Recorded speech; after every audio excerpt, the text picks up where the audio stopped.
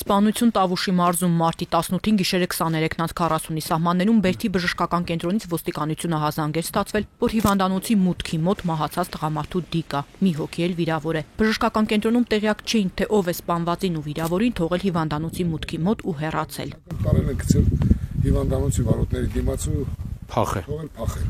Ազդանշան են տվել, որպեսզի մարդիկ դժգան իմանան, իրենք վախեցնել։ Օպերատիվորեն հիվանդանոց մեկնած ոստիկանության եւ քննչական կոմիտեի աշխատակիցները պարզել էին, որ մահացածը Բերդի բնակիչ 28-ամյա Գագիկ Ճաղարյանն է, վիրավորը նույն քաղաքի բնակիչ 38-ամյա Վրեժ Մաթևոսյանը։ Սպանվածը մահացու վնասվածքը ստացել էր սուր կտրող ծակող գործիքից, ձախ կրծքավանդակին սրտի հատվածում։ Վիրավորի վնասվածքը նույնպես սուր կտրող ծակող գործիքից էր։ Մեկը հենց սրտի մեջ է խփել, տեղում է մահացել,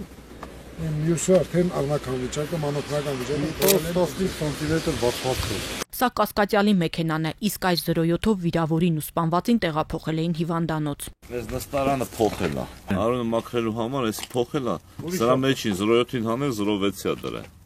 Արյան հետ քեզ աստեք, հա, բայց այս ինչի տեսանելի է։ Ոստիկանները պարզել են, որ դեպքը տեղի ունեցել Այգեպար գյուղում գտնվող ջրամբարի մոտ։ Դեպքի վայրում Արյան հետքերը դեռ թարմ են։ Ստեղ խփել են, ստեղ անեն իջել է մեկը վազել ջուր բերել, Բջիջ։ ջուր բերելու ժամանակ արդեն շատ ուշալել են մեկինը, մեկն էլ առնական մեքենան ստի են կարող։ Այս գծով գալիս էր։ Այս Արյան հետ։